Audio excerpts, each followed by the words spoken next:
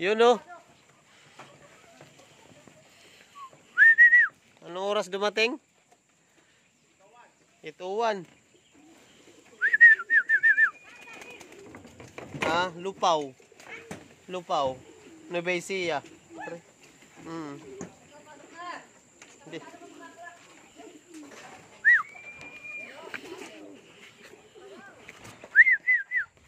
Diyan na sa'yo?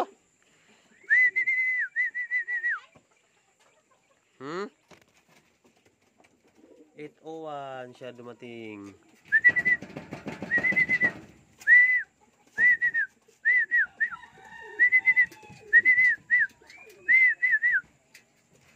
Yan naman kalapatid si Sungit. So 8:01 siya dumating.